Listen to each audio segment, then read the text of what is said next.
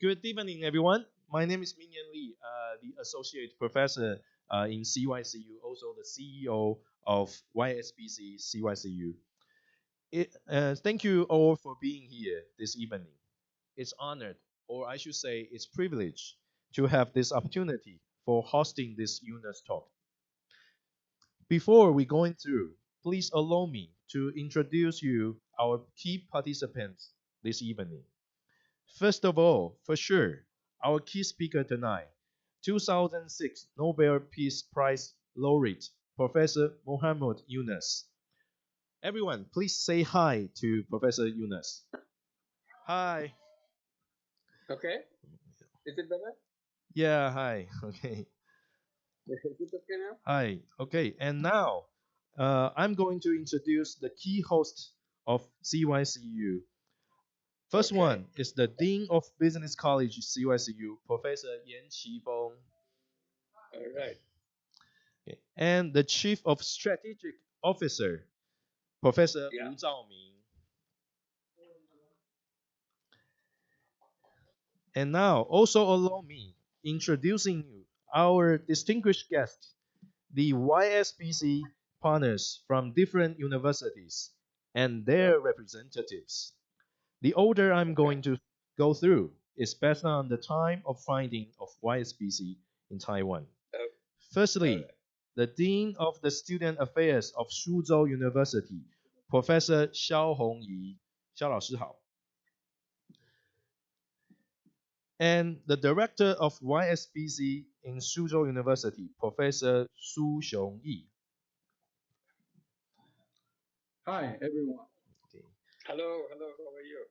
I'm fine. How are you? Thank you. Okay. Delighted. And the Principal of National Taichung University of Science and Technology, Professor Xie Junhong. 谢校长好.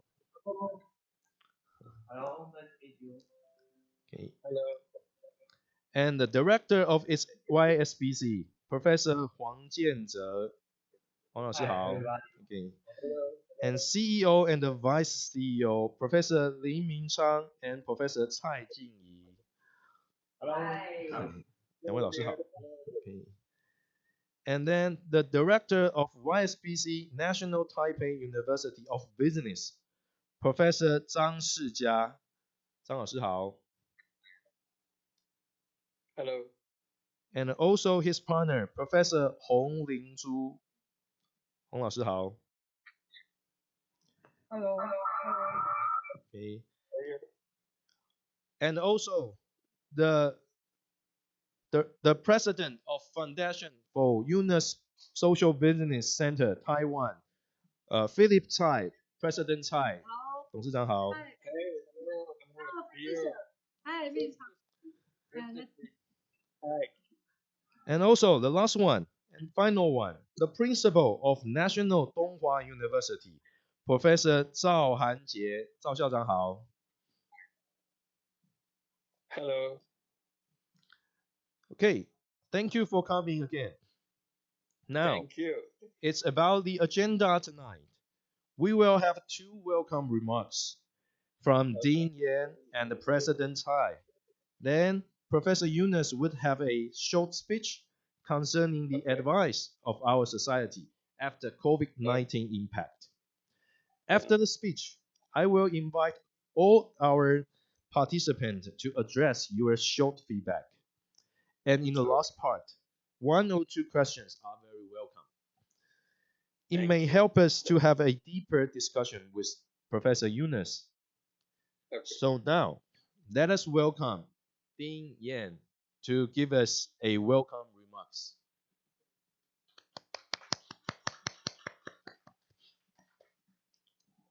Thank you. Thank you.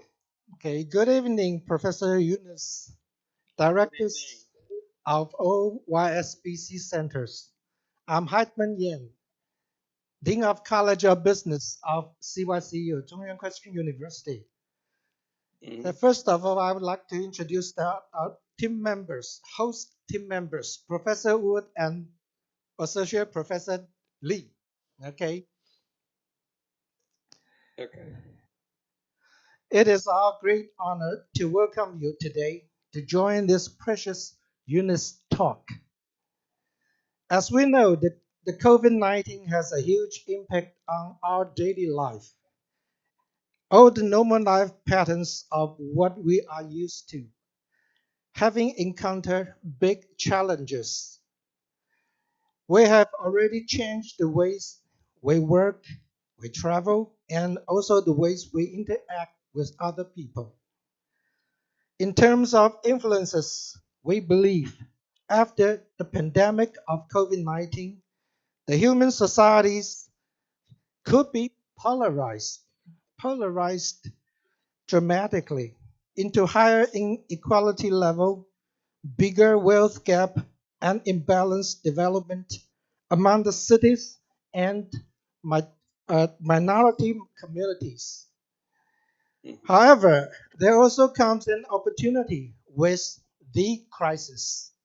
Therefore, it will be inspired that Professor Yunus is going to have a conversation with his observations and expectations of how we may deal with the upcoming challenges in post-COVID-19 period based on social business approaches. In CYCU, we always encourage our students to engage in practicing their social responsibilities and contributing to the society by applying the knowledge. Hence, social entrepreneurship, which is propped up by the business professions, is one of our key educating purposes. I have to say that we are deeply appreciated to have this opportunity to talk to Professor Yunus. I believe there will be a new insight for us to view and to prepare the possible solutions for the world based on the concept of social consciousness. We are delighted for your coming again, and let us enjoy the speech. Thank you. Thank you. Thank you. Well, once again. Yes, Now, thank you. let's welcome President Tsai to give us another round of remarks. President Tsai. Okay. Okay, dear Professor Yunus, translators. Hello, dear Professor Yunus, translators and teachers of YSBC and all colleagues of Yunus Center. Thank you all for being here. I'm Philippa, the president of the Foundation for Yunus Social Business Taiwan. I'm very honored to be able to invite Professor Yunus attend the forum with our YSBC partners in Taiwan to discuss about the impact of socio-economic worldwide after COVID-19. Professor Yunus will attend today's panel and the second session on June 23rd. I'm deeply grateful that Professor Yunus can be here in person. Recently, we all have suffered from the COVID-19, which have brought serious impacts on our lives in every aspect. Therefore, I hope everyone will get a lot at the meeting today. Together, let's make the world a better place. Finally, thanks to the colleagues of the Yunus Center, we wouldn't be able to have such a successful meeting without your great efforts. Due to the tight agenda, allow me to skip the introduction of each professor and teachers of YSBC, but we felt appreciate your leadership on this event and beyond. Thank you to all the participants again. Thank you very much. Thank you, Professor. Thank you. Thank you, President Tsai. So now, as we know, in many places around the world, the human activities are shut down. Original business order is getting mess today. It is very glad to have Professor Yunus here. He is going to show us a big project picture for our society after the damage of COVID-19, giving us a wonderful advice for preparing reconstruction of our life. So let us welcome Professor Yunus to give us the short speech. Welcome, Thank you. Professor Yunus. Thank you very much. Thank you, and safe Philippa, good to see you again. And also good to see all of you at the different okay. I'm And glad to meeting. see- Yes, and also meeting elders, YSBC directors and officials gathering together. It's a wonderful feeling to see so many people on the screen and from a very distant place in Taiwan. While I'm sitting in my home, in my little room, talking to you, because that's what happened when Corona came. We're all pushed into our home, into our rooms, and now trying to reach out to other people through technology, because the interaction physically is impossible or not desirable because of the threat that coronavirus has presented to us. And we see we're in the middle of a big pandemic, and I'm sure anywhere you go in the world, we hear the same words, same language. Whether the curve is upward rising, whether the curve is flattening, whether the curve is falling down, whether it's a V-shaped recovery or the U-shaped recovery, and all kinds of familiar words that you have been hearing about. What's amazing about this coronavirus is just slightly over 100 days, started in one point in one location, and it spread the whole world, every single country in the world, within this 100 days. And each country tried to cope with it in its own way. And some succeeded, some made lots of mistakes. So we tried to figure out in each country whether we are in the group of good decision makers, or we're in the group of middle decision makers, or we are in the group of bad decision makers. But each country is trying to do it in its own way. And that's another thing that coronavirus has revealed. We thought the world has come a long way. This is the 75th year of the birth of the United Nations. United Nations was a big effort to bring the whole world together and sit around and make decisions about the world. So in the 75th year of the United Nations, we have the coronavirus pandemic. And in that pandemic, we did not react unitedly. It's a common disease, a disease which has the same character, same feature, and attacks everybody in the same way and very fast. And we should have thought that this we can do as a global community, stand together and fight this common enemy under a common command structure. That's not what happened. We immediately got busy with our own people, and everybody was busy with their people. There's nothing wrong with it, but something went wrong when not only we are looking after our own people, we are also depriving other people, trying to get the medicine from other people. We have the money, you get this to us. We take it first. If you have it, you have to give it to me. Those kind of attitude took away the whole idea of fighting this together.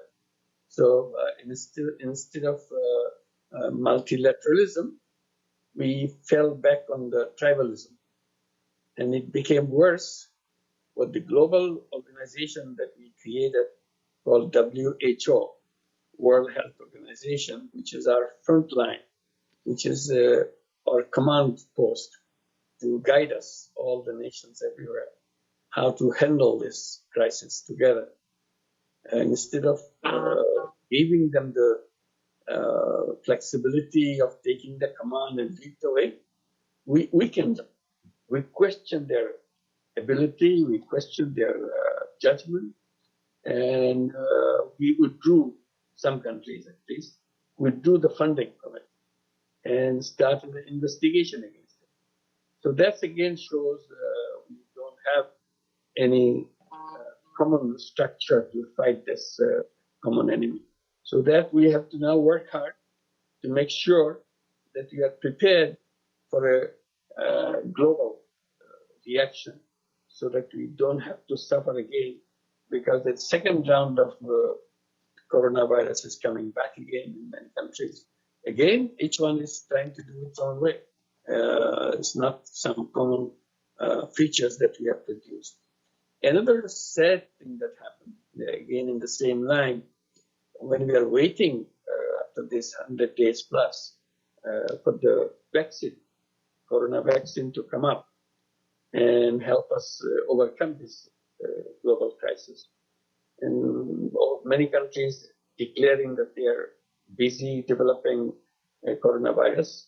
Many efforts are going, and some are declaring that they will be marketing this corona vaccine by the end of this year. One company, Sanofi, which is a French company, they announced that yes, they will start producing and supplying it by the end of the year, but all the first production will go to the United States because they paid them a big sum of money. So again, we see the tribal attitude that we are the first one to protect ourselves, forget about the other people. And then we see another company also protecting a large amount of corona vaccine only for Europe.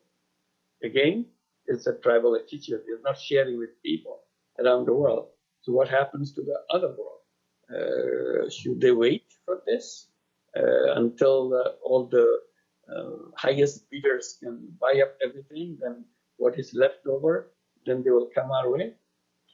And the sad thing is, when the vaccine is produced, it will be owned by big companies like Sanofi, like other companies, and so on.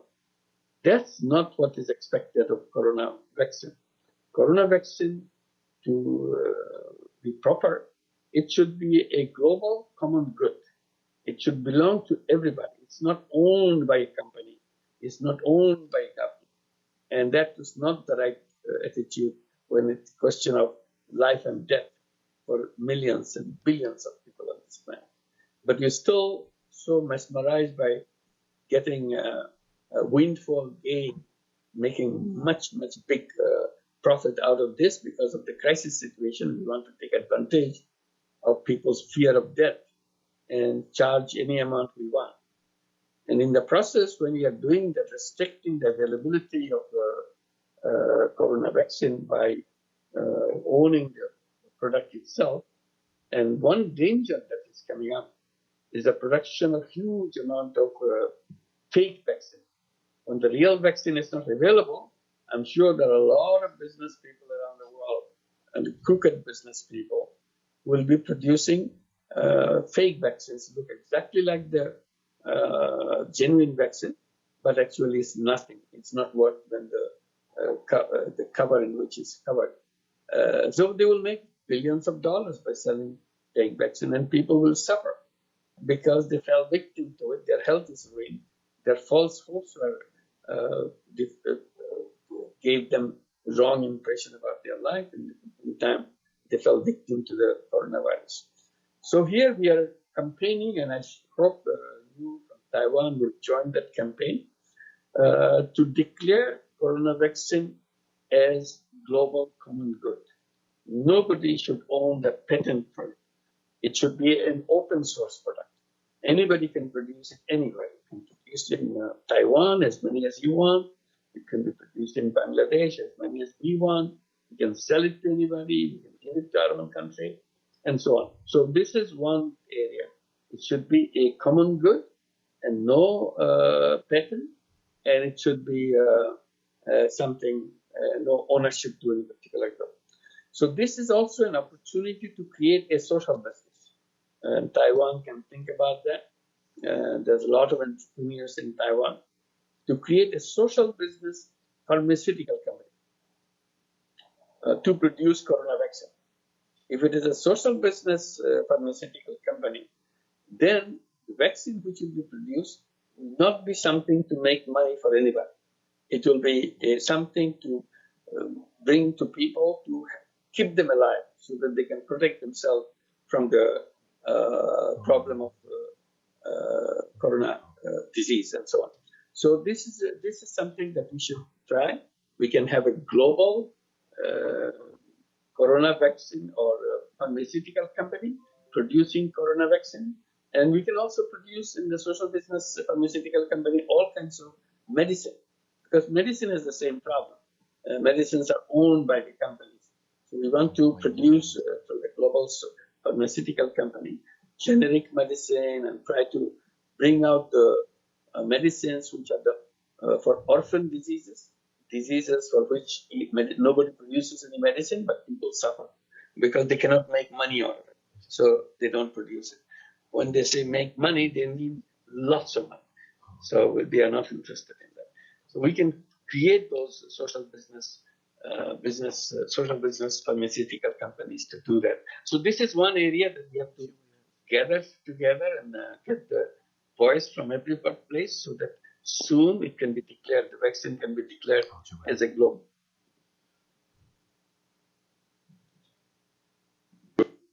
Sorry, okay, there was some noise coming up. So this is one part of the thing that we are talking about.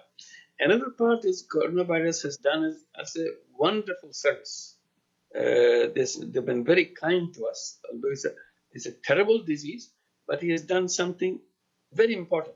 We probably don't notice it, but I invite you to notice that. And you mentioned in your introduction, coronavirus has stopped the whole economic activities, and everybody's home, everybody's away from work, and so on. It's true. And that in the process, what happened? The whole giant economic machine, which was churning away all those activities around the world until Corona attack took place 1st of January or late before that. And the economy was functioning. But after that, economy suddenly stopped functioning. And today is almost dead. The economy of the whole world, the giant machine of economy, is silent, is inactive. You can better describe it by saying it's in a coma.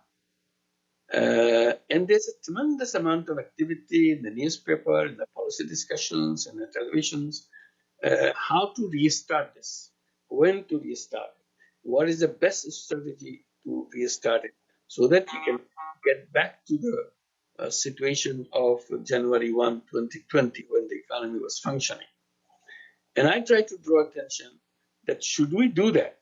Should we wake up the giant machine which is now sleeping, and then once we wake up, we make it wake up, it will take us back to where we're from. And I'm strongly against doing that. I keep telling everybody that please don't do that. Don't wake up this machine, because this machine did a lot of harm to us. We don't want to go back to that position where we used to be. Before Corona came, the whole world was terrorized by the global warming, fear of the global warming. The world was almost on notice to end its existence within a short period, maybe 2 decades or so. That's how close we get to the disaster point, jumping on the cliff, from the cliff before Corona came. So the world was a place where our young people were marching on the street. I'm sure they were doing it in Taiwan also, marching on the street, Fridays for Future, saying that the older people have cheated them out of their life. They didn't pay attention to how the younger generation can survive and have a full life for them, because they don't see any possibility of having a full life, and they have a very terrible life ahead of them. So they are blaming the older generation for being irresponsible, because they have done things irresponsibly and pushing the world to a danger point to the extent that the next generation cannot survive. So this is the voice coming from the teenager group. But now the question is, what about the next generation, the grandchildren generation? And grandchildren generation had no opportunity of surviving at all, because if the first generation, the coming generation doesn't have a chance, this following generation has absolutely no chance. So that's the world that we had before the coronavirus. So to activate this machine will mean we go back there and finally collapse and continue to destroy ourselves, and one day it's all over. So we are very close to the finishing line. So I'm saying that waking up this sleeping machine would be like committing suicide.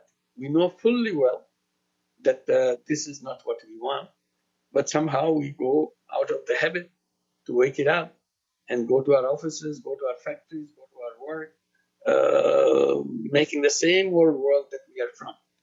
I said we should make a decision, no going back. We don't want to go back. That should be a very firm decision. And not only it was creating problems through global warming, there are other problems were happening before the coronavirus came. Wealth concentration. All the wealth of the world was concentrated in few hands, and it was continuing. And when coronavirus came, machine stopped, machine put to sleep. There is no wealth concentration now because machine is not working, so wealth concentration is not taking place. So we are very happy. Our climate is clean. There's no contribution to global warming during these 100 days. We can breathe easily. There is no wealth concentration because machine didn't work, so wealth concentration didn't take place. So this is a very happy situation, not a bad situation. The way we think, oh, what a terrible thing is happening. It's not a terrible situation. It's a much better situation. Then the third one is a massive unemployment through artificial intelligence. We are ready to push in massive amount of artificial intelligence to take everybody out of job, which is also a very dangerous thing. And now artificial intelligence cannot come in, so we are safe for this 100 days. Should we extend this 100 days so that we can remain safe and find a way to live within this framework? And at the same time, we design a new machine to go in a different direction. Not the old direction, not the old path, but we don't restart the old engine, so it cannot take us to the old path. We create a new engine. It was a train which were carrying us to a disaster point before the coronavirus, and when the corona came, the train stopped. So we are getting off the train, we're looking around, now thinking whether we should go back to this train and finish our journey in a disaster few miles down the line, or we should get a new train going some other direction and have a fantastic life ahead of us. We create a new world for ourselves. And what kind of world it would be is very clear, because all the problems that we had, those problems will not be repeated in that new world. And then in that new world, there will be no global warming, there will be no wealth concentration, there will be no massive unemployment. And you add many other things that you wish, and it can be done. That's where social business plays a very important role. And in the beginning of the whole design of the new world, we have to make sure we redesign the entire financial world, entire banking system, entire financial system has to be redesigned. Financial system is guilty of creating massive wealth concentration. And it is designed to suck up all the wealth and push it to the top. And that's the wrong machine. So we have to build a new machine which will bring all the wealth from the top and be shared by everybody on the planet, not monopolized by few people. And that's possible by redesigning the financial system. So we have to design a new financial system which will be addressing this issue of redistribution of the wealth fairly and shared fairly by everybody else. And there, nobody will be rejected from the financial system, and they will have equal access to the finance and everything, all the services of the financial system. That's the key of the new direction. And in that new direction, we'll also add those financial institutions that we'll be building. Many of them will be social business financial institutions. They are doing the banking not for making money for their shareholders. They are doing the banking to bring the wealth to be shared by everybody else. So that's the new kind of banking that we have to design, social business banking system. So this is very important to do that. So in the financial sector, we'll be applying this social business concept in a big way so that we can make it happen, that we can make sure we can address this issue of unemployed people, unemployed young people, and also the so-called informal sector, all the things that old machine has created, so-called informal sector. And I've been talking about informal sector. So this is such a derogatory term for people who are left out of from jobs, left out of from opportunities, and then give them a bad name, call them informal sector, as if it's said they're guilty of something. They're not guilty. You simply didn't understand what they are all about. I keep telling this is not informal sector. It is the micro entrepreneurship sector. This is the sector where all the micro entrepreneurs live. So we have to build new institutions to support these micro entrepreneurs all around the world by building new financial institutions to support them. Today, in informal sector, you will not get any bank, anybody to come and support to any of their programs and so on. They say the government should take care of you. They should put you on subsidy. They should pay you money every month. And that's what your fortune is. That's why your future. That's the wrong idea. Economics should be able to solve the problem within its own framework. So we create social businesses to make sure young people, unemployed people can become entrepreneurs. So this is another thing that we have to do, how to redesign the financial system and make sure that we do that. So many of the things that we have in the old world, we don't want to take them with us in the new world. For example, fossil fuel industry. We don't want to take the fossil fuel industry with us. So we leave it behind in the old world. We want to go there with clean energy, green energy, renewable energy. So that's the kind of thing. We don't want to bring, for example, plastic industry with us. We say this is dead. We don't want to wake up the plastic industry either. So we will do without plastic. Human beings survive in this planet without plastic. Will do as good when we have no plastic at all. This is not something that we cannot live without. So this is the kind of thing. So to conclude what I would say, this is an excellent opportunity to create that new world and design that new world. Think about the new world and make sure firmly at individual level, at business level, at academic level, at the government level, to make sure we don't go back. Going back is committing suicide. We don't want to commit suicide. So this is a message that I would like to give out during this Corona situation. Corona is a great opportunity. It never happened before. It will never happen for many years in the future. But today we got it. It's in our hand. This is within our grip now.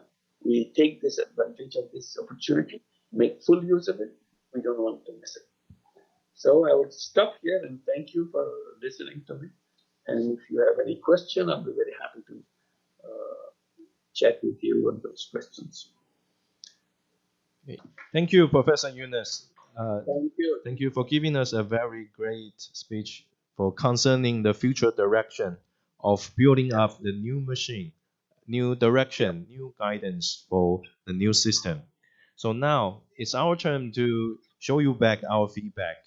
So I will ask all the partners of YSBC among these participants to give us some feedback from Professor Yunus' speech.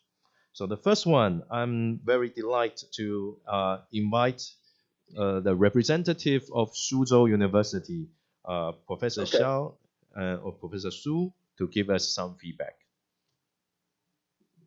Hello, everyone. Hello, Dr. Yunus. Hello. It's good to participate in this very unique virtual conference.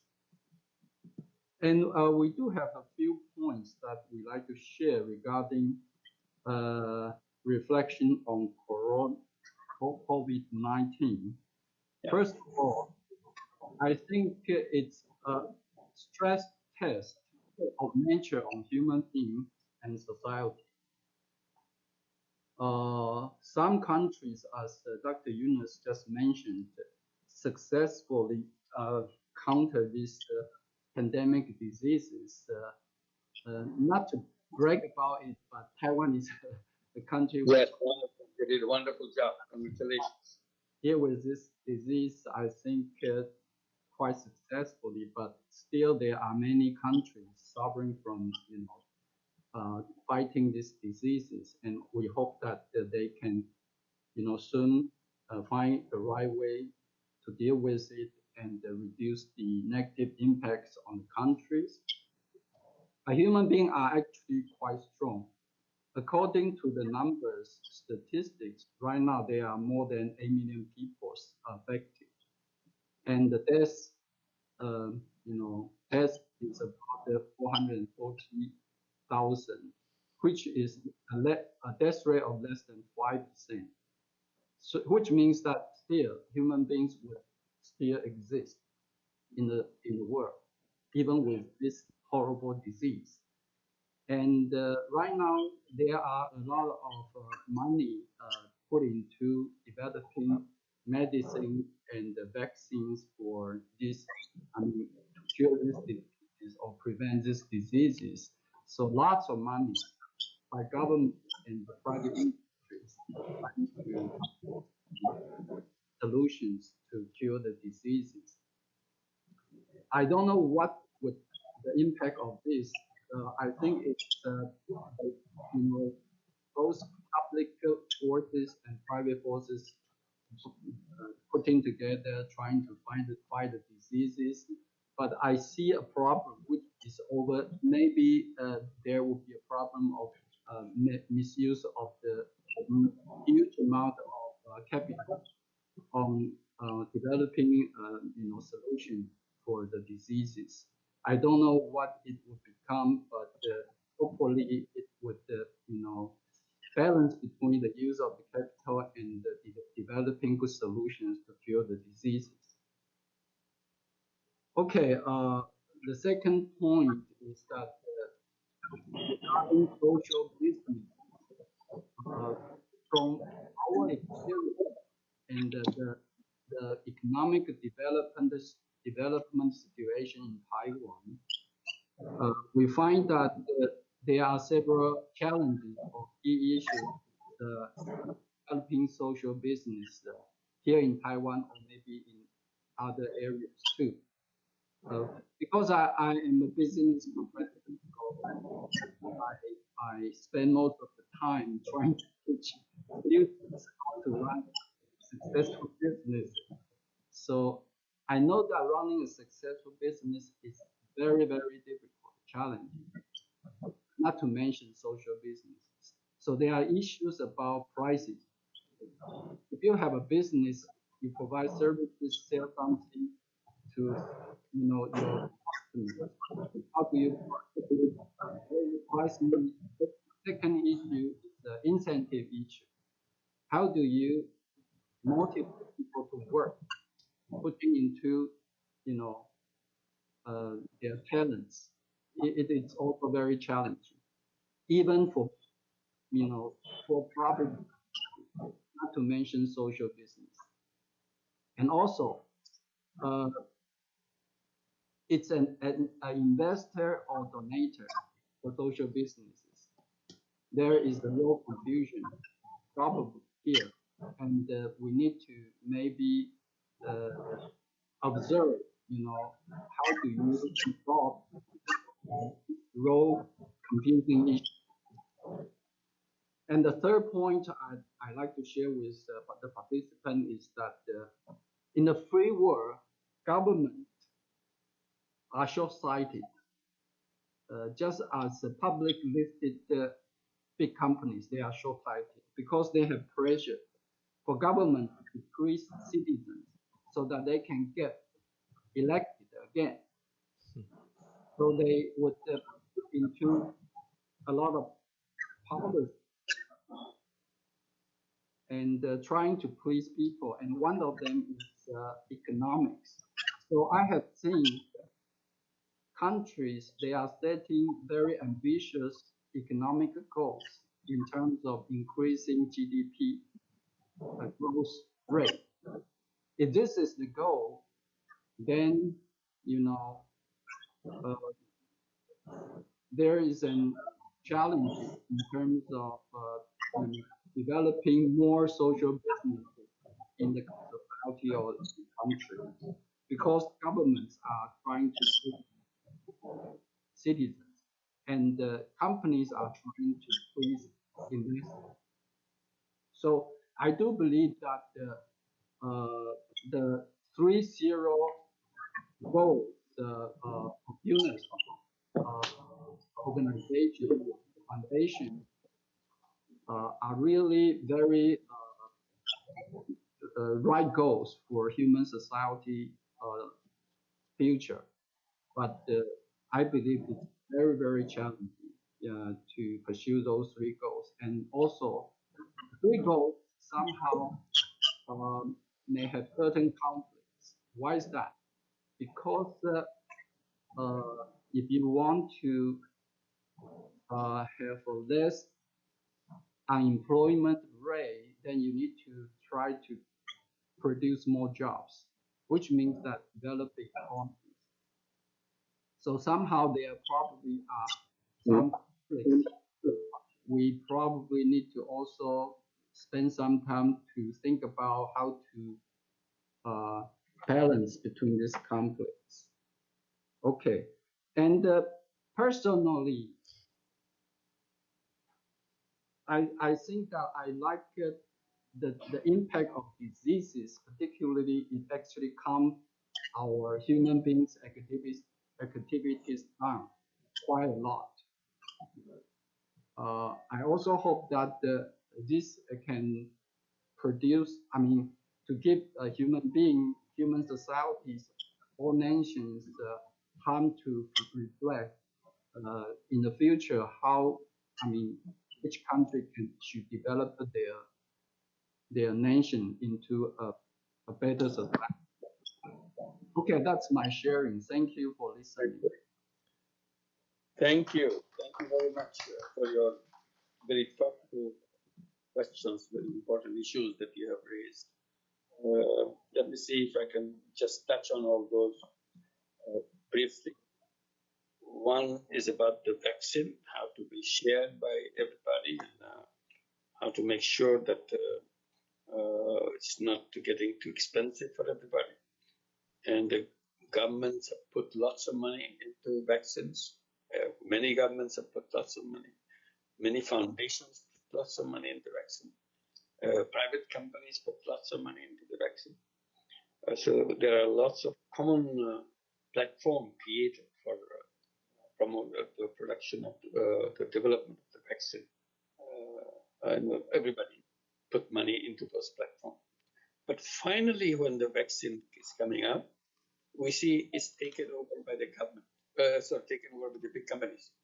Although government money went in, private money went in, foundation money went in, but the ownership somehow got into the hands of the private companies. So that's not fair, because if the government put the money, government should own the vaccine itself.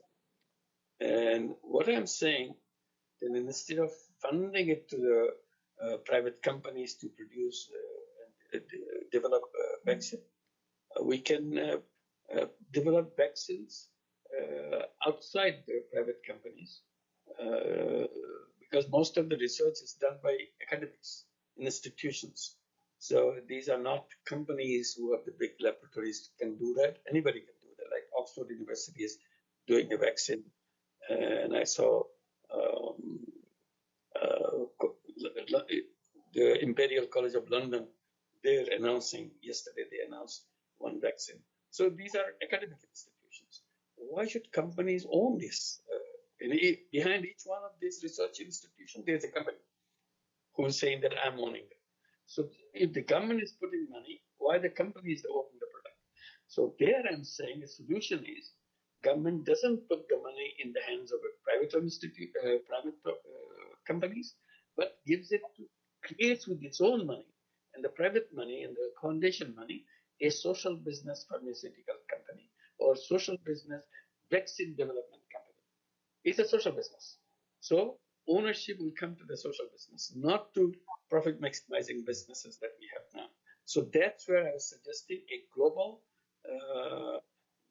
pharmaceutical company as a social business to be created so that they can start buying up all the formulas, all the things, and retain it to themselves rather than leave it to them. And year after year, this is not only the problem of this year. Next year, if the coronavirus comes back again, they will be minting money because they have the control over the money, control over the vaccine. So I'm saying solution is it should be very clearly segregated. If the private company wants to produce it, let them produce it. We are not stopping it. But all the government money should remain behind a social business pharmaceutical company so that it can be produced by these companies be as good as, because after all, finally, you as an academic will be doing it in your laboratory what the vaccine is. It's not this big company is doing that. Big company only finds you the money to do that. But after it's done, they take it away. This is their product. That's what I'm objecting. We can get it outside. The academics can do it.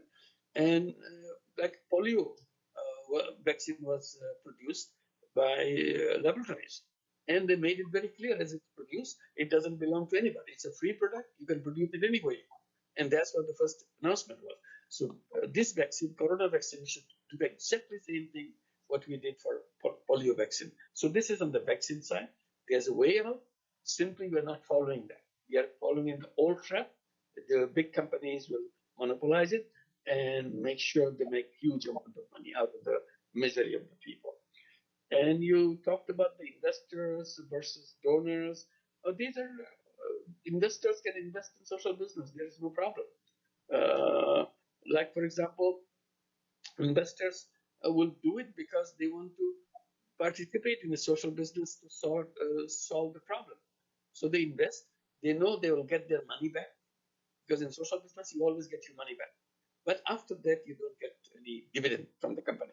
So that's the only thing you are sacrificing. Dividend that you expect you to have, it will be recycled into the business. So investors retain their investment character. They are not sacrificing their character. Difference between an investor and a donor is I give it away. You don't have to give it back to me. But in the case of investor, I get my money back, but also retain the share. If I have 10% share in your company, as a social business company, I still have this 10% share in your company, but I got my money back. But I still have my power. If the 90% share I had, I still have the 90% capacity to decide it's my company. But so this is the difference between a donor. Donor doesn't have retain any controlling power. Just as give the money, says okay, you do a good job, and report back to me how you did it. That's all. And they report back in the board. They're happy that they used properly. That's all. But they are not involved in the running, owning, and so on. But investor owns the company. A social business company is owned by the investor. So it's very clear that we are not disturbing any of the concept of the investor, a donor, and so on. There shouldn't be any confusion about it. Yes, governments are short-sighted. That's true. That's the way because election cycles decide what area that you pay attention to. But luckily, what we're talking, the social business, is something convenient for the governments and so on. Because in social business, we are saying power lies with the people, not with the government. When I talk about social business, I'm not asking the government to do the social business. I'm talking about individuals, you and me, to do the social business. Government should be a cheerleader. So cheerleading can be done by any cycle, doesn't matter. Only saying you do good things. We are the one who take it a long term. We want to make it a world which is free from unemployment. That's our commitment, not the government commitment. Government will come and go. But my commitment, your commitment will not come in. We'll retain it. We'll create that world that we promised. It will be 3.0 world that we talk. We are not asking the government to make it as an election pledge. Because they will make the election pledge, the next government say, no, this is bad. We have a 10 zeros, not 3 zeros. They will dilute it the whole time. So they can do that. But you and me, we commit ourselves lifetime. This is a lifetime commitment. So the whole power belongs to the people. If we made our mind, we will make it happen. So that's the advantage of the social business. We are not leaving anything for the governments to do. We are saying we can do. You just support us. As long as you can. If you can't support us, that's fine too. But we'll do it ourselves. And that's our commitment, and we continue to do that. So we are not that much worried about the election cycle and the lack of commitment and so on. and focus on the individual, on the 3 zeros. Yes, 3 zeros on the for the individual will have the 3-0 thing that I was explaining. 3-0 is important because it gives you a clear demarcation of what you want. So you can move in that direction that this can be achieved in a certain way, and we develop the skill, develop the institutional facilities, and continue to work for that 3 zeros. And instead of 3 zeros, you talk about unemployment, and unemployment is can be done by creation of the employment. That's a traditional view. Unemployment can be overcome by creating employment. I said the problem is the concept of employment. I said the whole idea, the problem of unemployment is created by the concept of employment. If we didn't have the concept of concept of employment, we wouldn't have problem of unemployment because there is no concept of employment. So if I'm not employed, nobody say you're unemployed because the concept of employment doesn't exist. So I come back to look at the human being as he or she is. I said this is not a question of employment and unemployment, but it's a question of entrepreneurship. Human beings are natural entrepreneurs. So we solve the problem of unemployment by helping people to become entrepreneurs, not to get a job. And say we keep on explaining to young people by saying that why don't you explain to yourself that I'm not a job seeker, I'm a job creator. I'm an entrepreneur. This is me. And every single young person should grow up thinking that I'm a job creator, I'm an entrepreneur. So once you do that, you try to find out how do you start a business. Starting a business is something you can learn along the way. It's nothing that you have to wait for. Once you make up your mind, first you make up your mind you're not going to work for somebody else. Why should you work slave for somebody else? You work for yourself. You do things what you want and find a way how to make it happen. So that's entrepreneurship. So unemployment is not tied to the creation of employment. Unemployment is a concept which should be out because we will all become entrepreneurs along the way. So this is the direction that we want to go.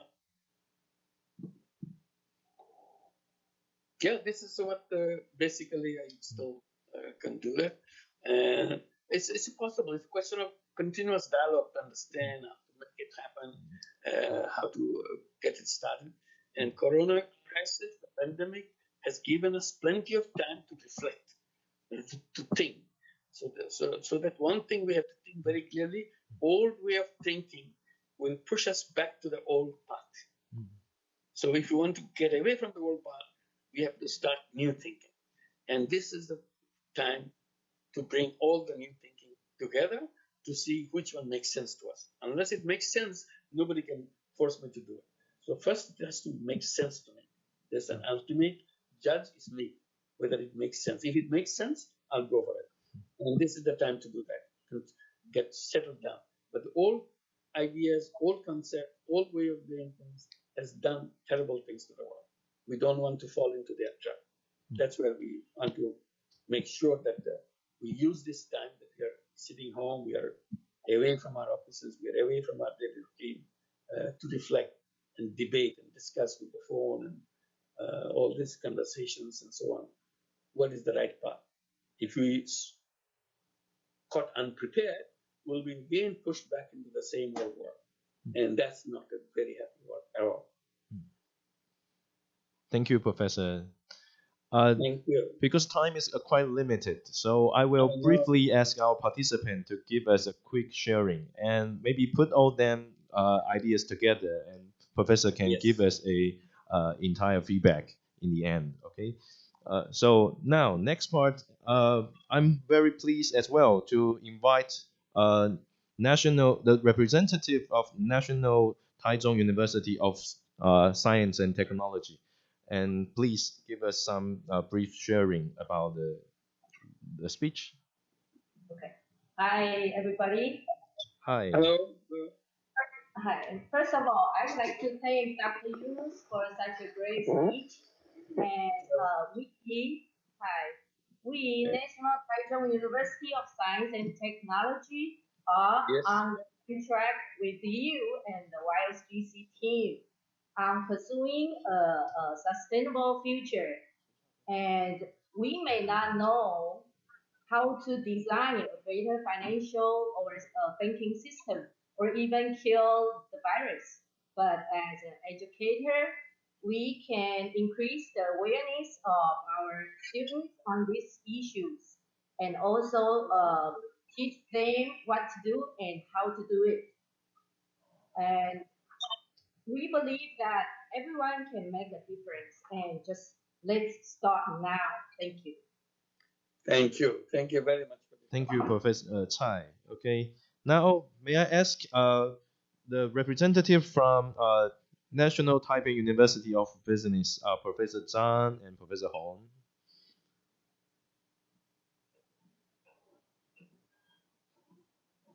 Hello. Hi. Hello. Hello. Okay. Hello. I come from National Taipei University of Business. On behalf of our university's Yunus Social Business Center, I would like to share collaboration with the Ningxia Road 9 market in Taipei City to promote a green consumption environment. So in recent years, Ningxia Road 9 market has transformed successfully into a night market devoted to both environmental protection and provision of delicious food and drink. So far, we have helped to equip this night market with many green facilities and to improve the food safety at this night market. We are proud of our achievements in promoting environmental sustainability at the Ninja Road Night Market, and we have helped this night market to develop a new brand image of a green night market. As we take our social responsibility seriously, we intend to make further efforts in two ways. First, we plan to help Ninja Road Night Market to reach and attract tourists from all over the world with digital marketing strategies. We are going to make this night market a bilingual environment so that it will be much better known around the world. So, for its green consumption environment, that will boost not only Taiwan's tourist revenues but also Taiwan's global image. So, second, we plan to work with more night markets in Taiwan to promote green consumption. We are going to integrate the concept of food and agricultural education into our action plans, and we believe this will help with the sustainable development of organic farming in Taiwan at the same time. Our joint efforts with Ningxia Online Market have made a big difference, and we are ready to make more contributions. We are confident that we will make the night market in Taiwan world famous for their delicious food and drink, as well as their environmental friendliness. We also believe that our efforts will benefit Taiwan's global management and environmental sustainability. Let's work together to make the world better. Thank you. Thank you. Thank you you, very much. Professor Hong. Very important. And the last one, may I check if the principal Zhao Xiaozhang is still around?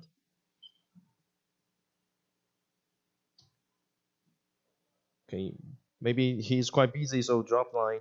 And now, No may I problem. ask our CSO, Professor Wu, to give us the last feedback from YSBC schools. Thank you.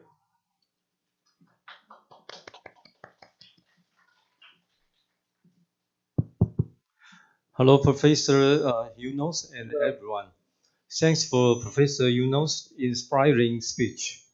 I think the key concept we have learned tonight is to reconstruct the world from the impact of coronavirus based on social and environmental consciousness. However, I am very pleased to share the engagement we have done, which is quite relevant to this concept recently. In Zhongyuan Christian University, we adapt holistic education, concentrate on educating students to be aware of social needs, to apply their knowledge for building up the social goodness. This year, we successfully established 3 social business companies for dealing with the problem from minority community and the ocean pollutions. Following Professor's idea, we believe that a university could play a very key role for helping the development of social business. What it needs not only financial capital investment, but also human capital, knowledge capital, and the social capital investment. So I think we all agree that this changing period, the optimistic way for a university is figure out a clean path to support operating of social business through the cooperation among university, victims of post-corona, and the beneficial group from different stakeholders. Thanks everyone, and also thank you again, Professor Yunus, for giving us a wonderful speech. Thank you very much. Thank you. Thank you very Thank you, Professor Wu. So now all the participants sharing is finished. So can we ask Professor Yunus to give us a overall feedback about the content? Well, all I want to say that thank you for organizing it. I mean, when we are together, we can exchange our views, but organizing it takes a lot of energy, lots of time for all of us. But you have done that, and it's a wonderful way to look at each other and reflecting on where we are now, what we can do.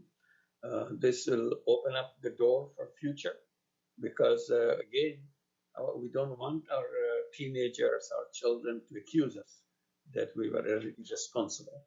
We didn't take the responsibility of their life. We only kept ourselves busy doing things for ourselves, not worrying about the next generation and generation next and all the future generation coming.